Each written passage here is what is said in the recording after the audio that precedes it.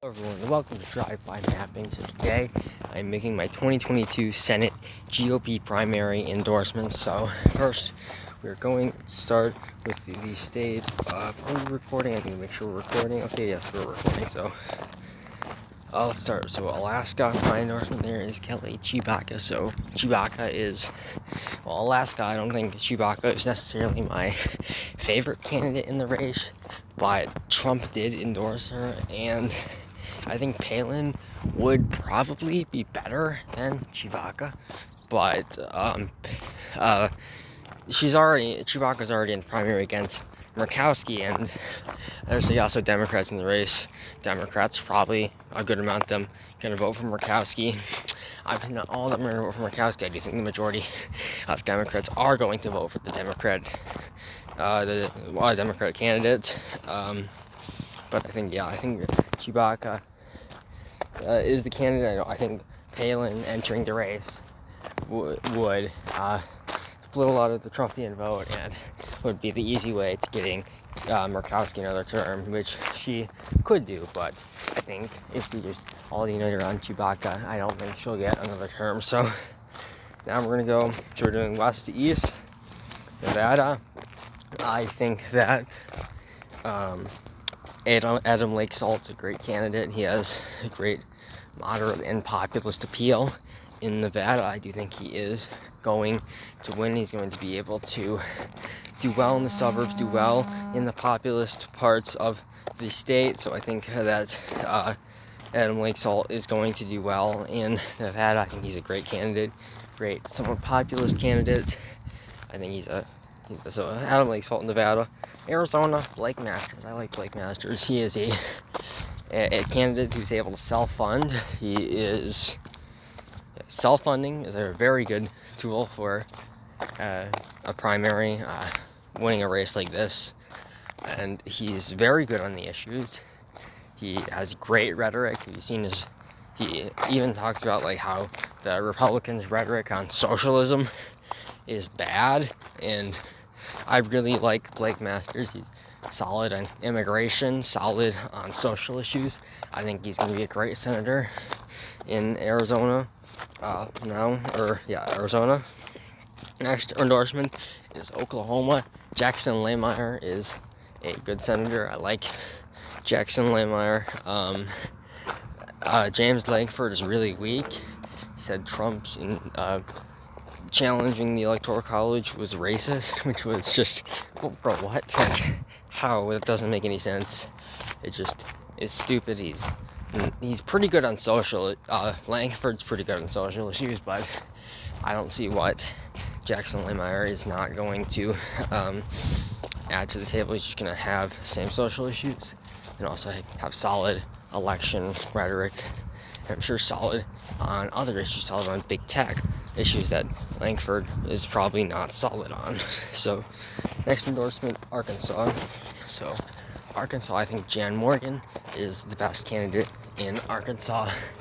I think that she represents the state very well because the state is sort of like a Q MAGA boomer hub, and that's basically what Jan Morgan is. She's very solid on social issues. Arkansas, very socially conservative, very against election fraud in Arkansas. I think she would be the best candidate. The other candidate, I mean, yeah, he's good, but like good America First candidate, but I mean, he doesn't have like the great rhetoric that I believe would represent Arkansas so well, like Jan Morgan does. So Louisiana, next endorsement. I think that John Kennedy has done a very good job as senator of Louisiana. He has been very America First. A lot of his votes, sure, his voting record is not perfect, but I think that he has done a great job as senator, very good on social issues, like a lot of senators, and he's much tougher on election fraud and big tech compared to other senators. If you got Wisconsin, I think Ron Johnson has done a good job. Yes, you can get better than Johnson in Wisconsin, and yes, Johnson has had some establishmentarian moments, but you got to mention that he actually has been like one of the only senators to like criticize the city to sort of promote making your own choice regarding vaccination, which I do like about Johnson, and he seems to be okay in big tech. I haven't really seen too much about Johnson from him, but he's been solid, very pro-Trump for Wisconsin, represents the state much better than Pat Toomey in Pennsylvania. Johnson might not run for second term if he retires. Nicholson be a great candidate. Kevin Nicholson be a great candidate in Wisconsin. And yeah, so I'm gonna do a governor video soon, but we're doing Kentucky next. Kentucky, Rand Paul, I think he has done a very good job as senator of Kentucky. Sort of very paleo-libertarian senator, very strong on immigration, very strong on abortion, very solid on social issues. I really like Rand Paul, and he has criticized Fauci a lot. Those rants on Dr. Fauci, they're just hilarious. And we need him in the Senate for 6 more years. Yeah, sure, it's his third term, and yeah, we do need term limits, I guess, but we need 6 more years of Dr. Fauci rants. Rand Paul owns Dr. Fauci. So for next state, Alabama. Next endorsement, Mo Brooks. I like Mo Brooks has had a great record in the Senate. In the House, I mean. He was one of the only senators to vote against that woke holiday, Juneteenth. It was just, what was even the point of it? I don't want to get into it, but it was just a stupid holiday. It doesn't make any sense why it would be a holiday, because we already have, the blacks have more independence days now than America does itself, and it's absolutely disgraceful. They have MLK and Juneteenth. We only have July the 4th. That's absolutely unacceptable. And for that's passed, he was one of the only ones to vote against it, and he has a great record on immigration. I'm pretty sure he supports an immigration moratorium, which is pretty insane. That we're gonna have one who supports it, someone who's definitely been solid fiscally conservatively. Yes, he is very fiscally conservative, which I think is good. I think fiscal conservatism is very good. And Hawley, Hawley does have some interesting takes on economics that I'm open to, but I'm generally fiscally conservative, and that's why I like Mo Brooks in Alabama. So, next endorsement in Georgia, Herschel Walker. Herschel Walker is a legend in Georgia. He is a football player. He's a football dude. Football. We like football dude, and he is a legend in Georgia, and I think he is going to be a good senator. He has running a very strong campaign, and he was very solid on election integrity after the 2020 election, very solid, encouraged transparency in the elections, and he's going to fight for that in the Senate. Going to be a somewhat populist senator. Could maybe red pill Georgia a little bit. People are dooming a little bit on Georgia. Hopefully Herschel could be sort of that senator in Georgia to red pill the state. It would be really, really based to see that in Georgia. And he seems to be solid on a lot of issues, solid on Second Amendment from what I've seen. And I don't want to get into it, but solid on Second Amendment. Next state, North Carolina. Ted Budd is a solid candidate, solid record in the House. Not necessarily as good as Mo Brooks, but solid, definitely the best candidate in the race. No reason to contest him. Trump's already made his pick in North Carolina, and nothing's going to happen. And I know I said Arkansas and Alaska, Arkansas, yeah, Trump did endorse Boozman, but that's not a primary that's going to get national attention. This likely is going to be a primary that is going to get national attention. So we could possibly have a Senator Jan Morgan in Arkansas, but having someone who may be more solid than Ted Budd could definitely collapse on us, and we just end up Ted Budd winning anyways. It isn't gonna matter. Or someone even worse than Ted Budd, probably. Sure. Probably someone like a rhino, like McCroy, or not really. Well, Walker's not a rhino, but that is what I'm gonna say in North Carolina. And We have 2 more endorsements. Sorry, I was crossing the road. The car, Pennsylvania. I like Sean Parnell. Sean Parnell is a good candidate. I think Parnell is going to win in Pennsylvania.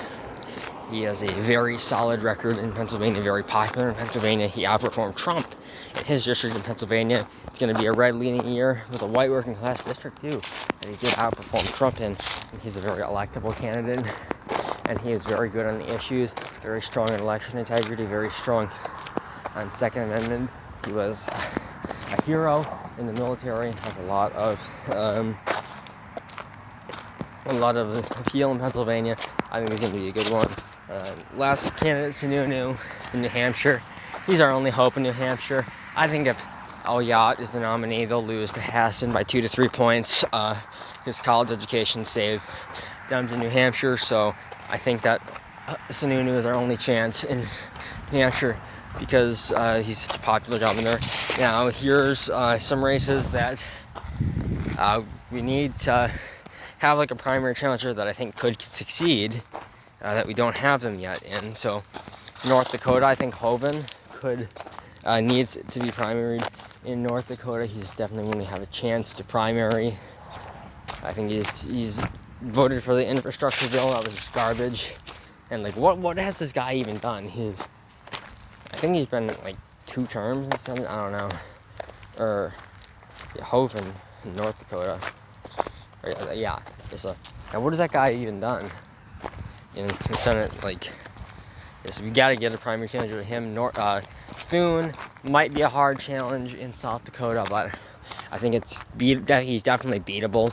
He's definitely a vulnerable candidate in South Dakota. I think he could beat him. Moran's too popular in Kansas. Also, Thune very weak on the election too, and Lee not going to go in Utah. Idaho, I don't think there will be anyone in Idaho challenge Crapo. It's possible. Trump might endorse Crapo. It's possible. I don't think it's going to happen. Missouri, I have not. I think actually, I forgot about Missouri. I think Mccloskey is the best candidate in Missouri because he's socially conservative, very strong on the Second Amendment, and he's a political outsider. And that's exactly what we need to represent the state of Missouri. I forgot about Missouri. Todd Young needs to go in Indiana. That's a challenge we need to do. And Ohio, we need a better. I don't know. Vance is an okay candidate. You could definitely get better than him, but. And yeah, I'm definitely. I want to be skeptical of Vance, but also I want a good candidate, a good senator. I'll pay more attention to his campaign, see what ends up happening in Ohio. I'm not going to make an endorsement yet. We will see. In Florida, Rubio's too popular. Voting record hasn't been that bad. Same thing with South Carolina. A lot of people want to primary Tim Scott, but his voting record's not that bad, and really, it would just be a waste. His voting record's not that bad, and yeah, he's been his voting record's not that bad, and he's very popular with the MAGA crowd. Now, Rubio definitely does have something against him in the MAGA crowd, but Tim Scott, very open in the MAGA crowd, it seems. So that's what we got. We have 14 endorsements. Some of the endorsements you agree with, disagree with in the comments. See who you endorse for your Senate races. Thank you for watching. Goodbye.